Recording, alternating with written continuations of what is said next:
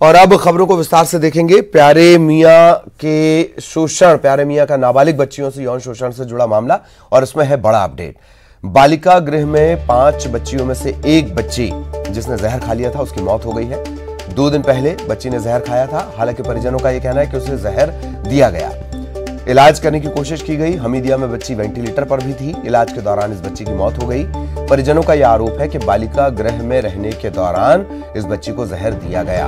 हमीदिया अस्पताल में लगातार बच्ची का इलाज चल रहा था, लेकिन इसे बचाया नहीं जा सका।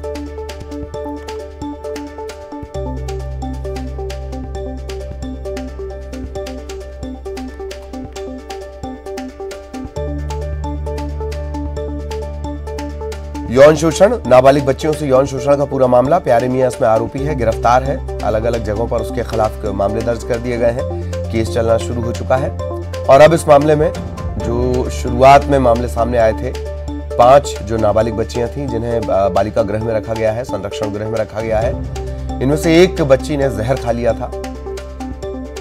ये बालिका गृह के लोगों का कहना है कि इस बच्ची ने जहर खाया। इसे भर्ती करवाया गया था 2 दिन पहले हमीदिया अस्पताल में सोमवार को, लेकिन इलाज के दौरान इस बच्ची की मौत हो गई। परिजनों का यह आरोप है कि बालिका गृह में इसे जहर दिया गया।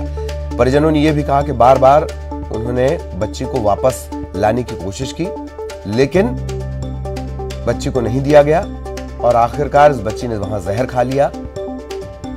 अस्पताल में इसे भर्ती करवाया गया, लेकिन इसकी जान नहीं बचाई जा सकी। कुल 5 जो नाबालिग लड़कियां हैं, इन्हें रखा गया है बालिका गृह में। इनमें से एक बच्ची ने जहर खा लिया था। इलाज के लिए इसे भर्ती करवाया गया, लेकिन इसकी जान नहीं बचाई जा सकी। सहयोगी मनोज राठौर इस वक्त हमारे साथ जुड़े हुए हैं। सीधा मनोज के पास आपको लिए चलेंगे।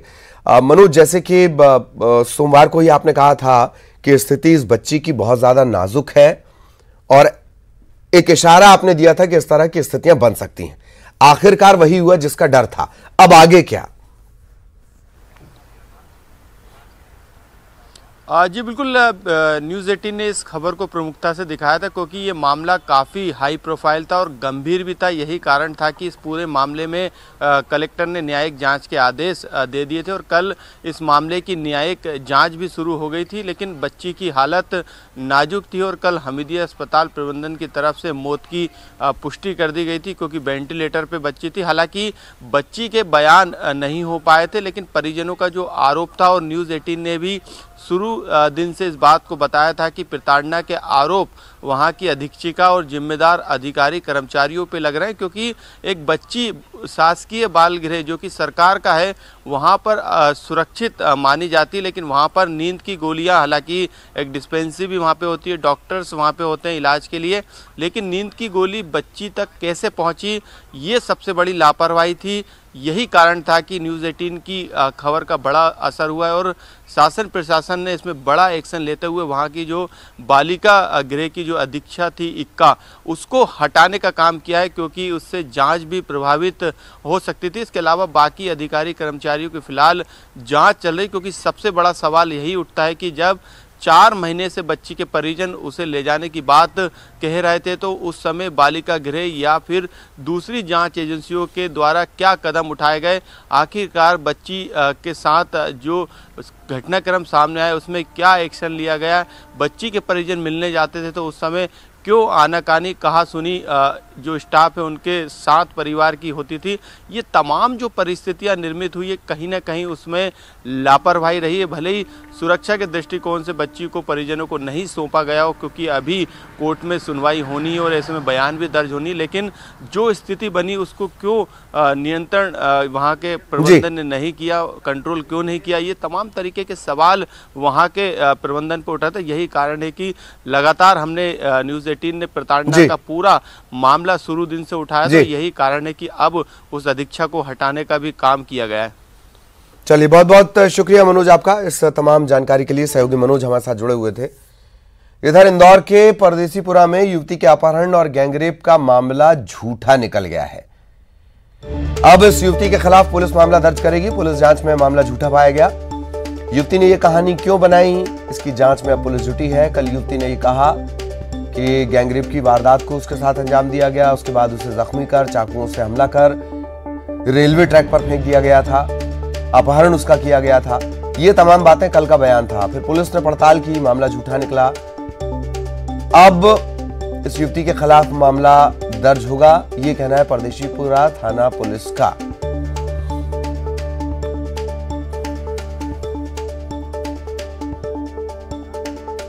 सहयोगी विकास इस वक्त हमारे साथ जुड़े हुए हैं। विकास, क्या कुछ अपडेट?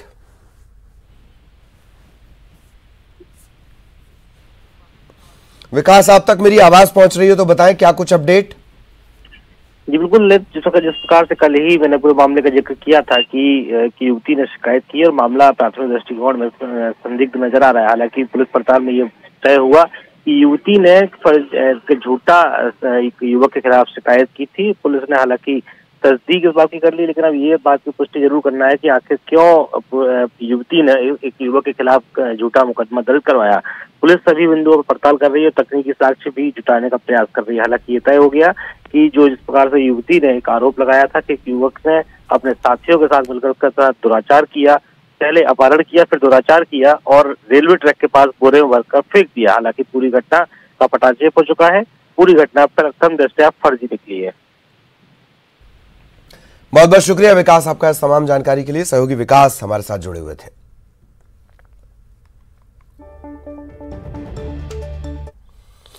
बड़ी खबर सागर से, जहां नाबालिग से दुष्कर्म के बाद हत्या के मामले में कोर्ट ने बड़ा फैसला सुनाया है। कोर्ट ने दोनों दोषियों को फांसी की सजाए मौत सुनाई है।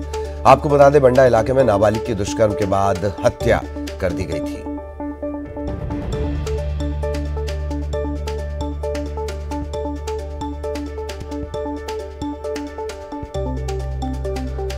बड़ी खबर सागर के बंडा से, नाबालिग से दुष्कर्म के बाद हत्या के मामले में अदालत ने बड़ा फैसला सुनाया। सजाए मौत अदालत ने सुनाई है। कोर्ट ने दोनों दोषियों को फांसी की सजा सुनाई। बंडा इलाके का यह पूरा मामला है। बंडा इलाके में नाबालिग से दुष्कर्म के बाद उसकी बेरहमी के साथ हत्या कर दी गई थी। अब इस मामले में अदालत का फैसला आया है। अभी पुष्टि हेतु मामला जो है माननीय उच्च न्यायालय जबलपुर जाएगा, वहां से पुष्टि होगी, फिर आगामी कार्रवाई होगी। आज कोर्ट द्वारा क्या फैसला सुनाएगा? कोर्ट के द्वारा जो है आरोपी रामप्रसाद और बंसीलाल को मृत्युदंड की सजा सुनाई गई। इधर भोपाल के अशोका गार्डन थाने में लव जिहाद का पहला मामला दर्ज हुआ है। यह मामला बालाघाट की रहने वाली एक युवती ने दर्ज करवाया है। ये भोपाल में रहकर पढ़ाई कर रही है। युवती का कहना है कि अरशद नाम के युवक ने अपना नाम आशु बताकर उससे प्रेम किया और फिर साल 2019 से वो उसका लगातार यौन शोषण कर रहा है। लड़की ने जब बताया कि जब दोनों ये रायसेन गए थे तब उसे इस बात का पता चला कि युवक दूसरे धर्म का है। उसने अपना नाम बदला हुआ था। लड़की का यह भी कहना है कि युवक उस पर धर्म परिवर्तन करने के लिए दबाव भी बना रहा है। ऐसा न करने पर उसके साथ मारपीट भी की गई। फिलहाल अशोका गार्डन थाने में धर्म स्वातंत्र्य कानून के तहत मामला दर्ज किया गया है। इस मामले की खबर बजरंग दल को मिली तो ये लोग थाने पहुंचे, प्रदर्शन किया।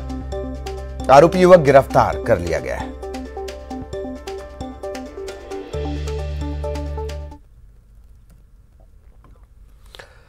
ग्वालियर से बड़ी खबर, कांग्रेस के विधायक पर एफआईआर दर्ज हो गई है। अजब सिंह कुशवाहा पर एफआईआर दर्ज की गई है। पटवारी हरिमोहन राजपूत ने शिकायत की थी, जांच की गई और उसके बाद मामला दर्ज किया गया है। महाराजपुरा थाने में धोखाधड़ी की एफआईआर दर्ज हुई है। मुरैना के सुमावली से विधायक हैं अजब सिंह कुशवाहा, उन पर यह मामला दर्ज किया गया है। सुशील हमारे सहयोगी इस वक्त हमारे साथ जुड़े हुए हैं। सुशील, पूरी जानकारी विस्तार से। मुरैना जिले के सुमावली से कांग्रेस के विधायक अजब सिंह कुशवाहा, इन पर सरकारी जमीन को ग्वालियर में निजी बताकर बेचने का आरोप था और यही वजह है कि प्रशासन ने एंटी माफिया अभियान के तहत जब इस मामले की जांच की तो महाराजपुरा इलाके में जो करीब 20 करोड़ रुपए की सरकारी जमीन थी, एमएलए साहब ने इसे निजी बताकर बेच दिया था और बाकायदा प्लॉटिंग कर दी थी। यही वजह है कि जब इस मामले की जांच हुई और भूमि सरकारी पाई गई एंटी माफिया अभियान की जांच के तहत, तो उसके बाद एमएलए कांग्रेस के अजब सिंह कुशवाहा के खिलाफ पटवारी के द्वारा एफआईआर दर्ज कराई गई है और इस एफआईआर में धोखाधड़ी का मामला दर्ज किया गया है महाराजपुरा थाने में और अब मामले में अगली कार्रवाई होगी। चूंकि विधायक है, यही वजह है कि विधानसभा को भी अब प्रशासन इस मामले की जानकारी यहां से देगा। चलिए, बहुत बहुत शुक्रिया सुशील इस तमाम जानकारी के लिए।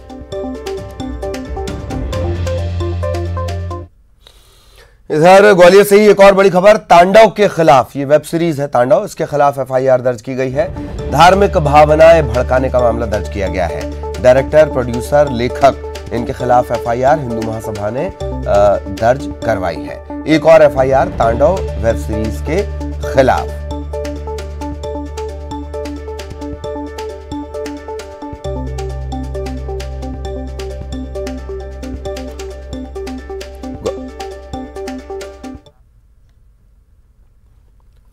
और यहां रुकेंगे एक ब्रेक के लिए।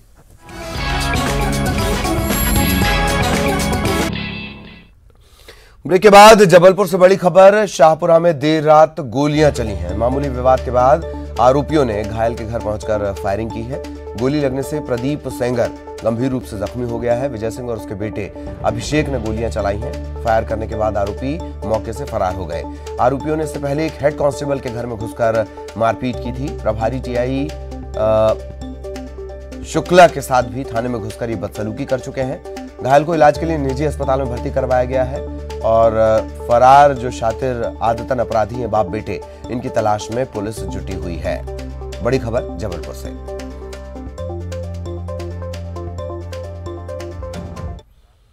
और भोपाल से बड़ा अपडेट, जो कुछ देर पहले मनोज ने भी जिसकी जानकारी दी, बालिका गृह की अधीक्षिका पर कार्रवाई हुई है।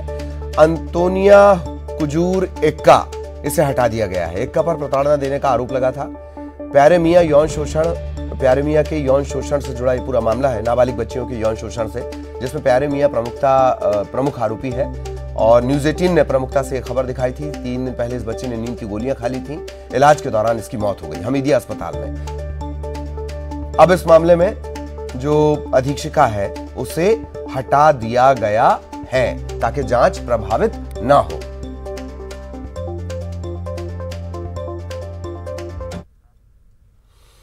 खबर भोपाल से, सीएम शिवराज ने प्रशासनिक सर्जरी की है। 8 सीनियर आईएएस अधिकारी बदले गए हैं। करलिन देशमुख पीएस आयुष विभाग होंगी। मुकेश गुप्ता सचिव तकनीकी शिक्षा,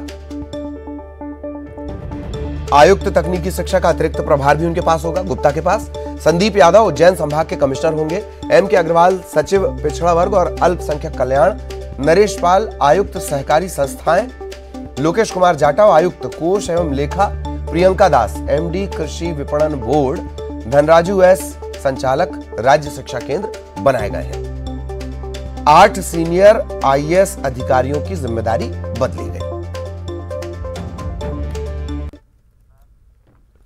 स्वच्छता सर्वेक्षण सिटीजन फीडबैक में नंबर 1 पर भोपाल आया है। 10 लाख से ज्यादा आबादी वाले सिटीजन फीडबैक में भोपाल नंबर 1 मिला है, नंबर 1 बना है। इंदौर को 5वां स्थान मिला है। 50,000 से 1 लाख की आबादी की जो कैटेगरी है, जो वर्ग है, इसमें नरसिंहपुर को 3रा स्थान मिला है। 25,000 में से 50,000 में नरसिंहपुर के करेली को 2रा स्थान मिला है।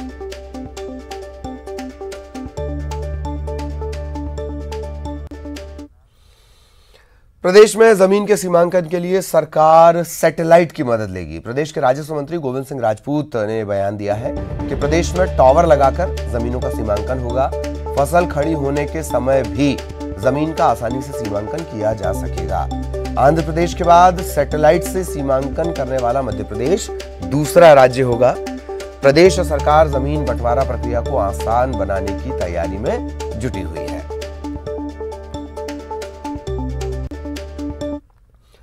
मुरैना जिले में जहरीली शराब से हुई मौत के बाद इंदौर में भी प्रशासन अलर्ट है। यहां अल्कोहल से जुड़े कारोबारियों पर खास नजर रखी जा रही है। जिला प्रशासन, पुलिस और आबकारी विभाग की संयुक्त टीम ने दूगढ़ केमिकल्स और पेंट फैक्ट्री पर दबिश दी। यहां अंडरग्राउंड टैंक में अवैध रूप से रखा 10,000 लीटर मिथाइल अल्कोहल जब्त किया गया। फैक्ट्री के मालिक मनदीप सिंह दूगढ़ द्वारा इस संबंध में वैध कागजात नहीं दिखाने पर फैक्ट्री समेत परिसर को सील कर दिया गया। इसके अलावा कंपनी के न्यू लेक्स पेंट्स ब्रांड के एक ऑफिस को भी सील किया गया है।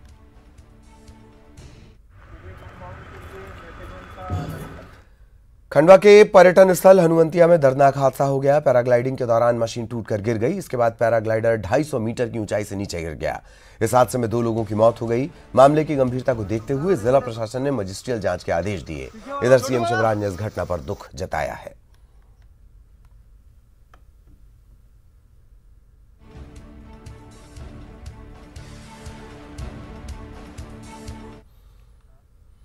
राम मंदिर निर्माण के लिए चंदा देने का जुनून देखिए। राजस्थान के जोधपुर जिले के रहने वाले एक ट्रक ड्राइवर ने जब राम मंदिर निर्माण का चंदा देने के लिए वो अपने गांव नहीं जा सके तो उन्होंने देवास पहुंचकर चंदा दिया।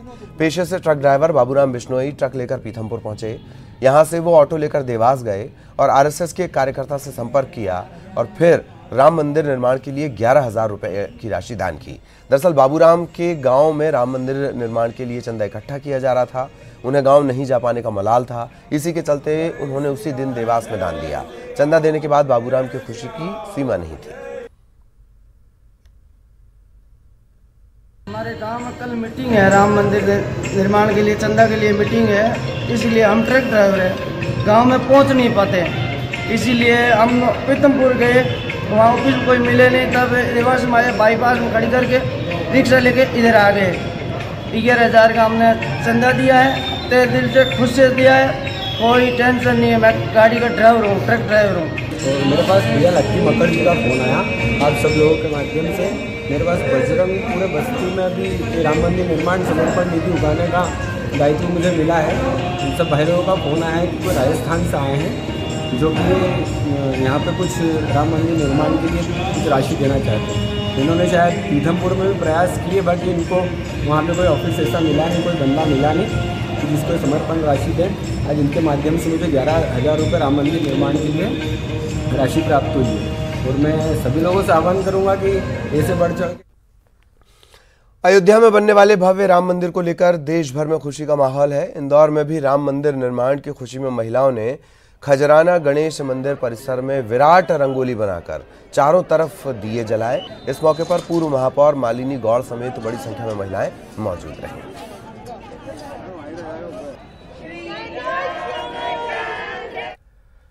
इंदौर से रामायण यात्रा ट्रेन चलाई जाएगी। इसकी शुरुआत 27 फरवरी को होगी। ये ट्रेन पर्यटकों के लिए चलाई जाएगी जो अयोध्या से लेकर जनकपुर और चित्रकूट से लेकर रामेश्वरम तक सभी तीर्थ स्थानों पर तीर्थयात्रियों को लेकर जाएगी। इसकी जानकारी आईआरसीटीसी के अधिकारियों ने दी है।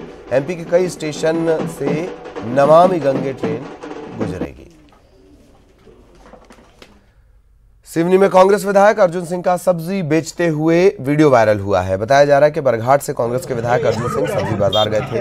यहां एक महिला दुकानदार की मदद के लिए उन्होंने खुद ही तराजू लेकर सब्जी की तुलाई शुरू कर दी। ये देखकर आसपास के दुकानदार वहां पहुंच गए।